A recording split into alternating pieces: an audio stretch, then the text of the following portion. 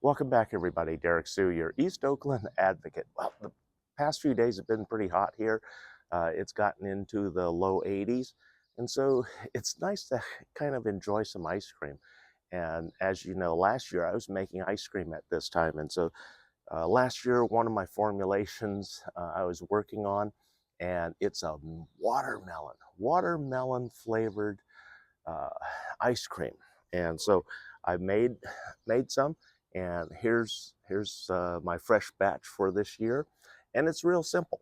It's the heavy whipping cream, 40%, and that's what you want. You want 35 to 40% milk fat solids in the cream, and then you mix an equal portion of whole milk into this, and then 2 cups of sugar, and then we add a whole cup of um, watermelon flavored puree.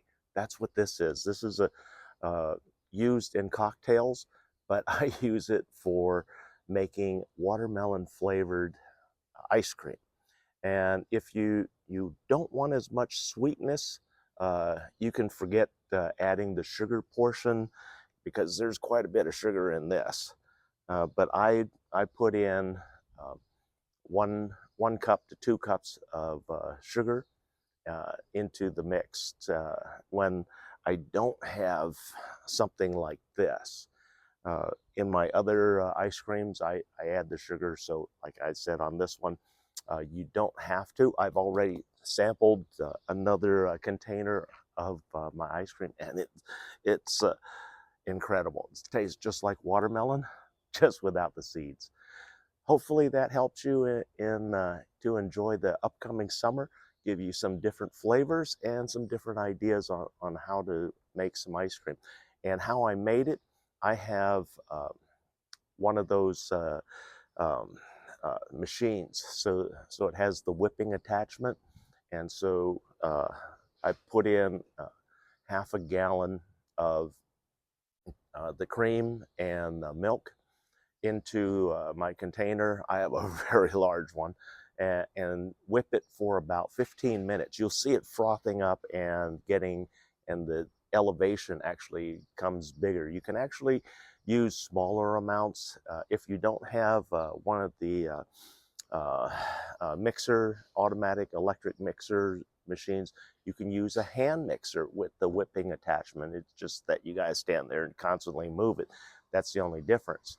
Uh, and that's all there is to it. Put it in the freezer.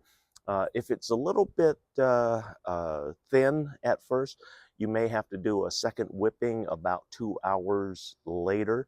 You take it out of the freezer, put it back in the bowl, whip it again to froth it up, and then put it back in the freezer, and then have a container like this. I get these containers off of Amazon, and these are specifically for homemade ice cream, and they're not very expensive. Okay, so hopefully that gives you some extra options. Kind of went through how I make the ice cream. It's very simple. The formulation is really simple. To make a quart and a half, that's what this is, 1.5 quarts. You use one cup of uh, the cream, the heavy whipping cream. I use a matching 1 cup of whole milk. And with this, I did add 1 cup of sugar and then 1 cup of the puree. And when it's all whipped up, it will make two, two of these. And that I still have the other one in the freezer. So hopefully that helps you out for this summer.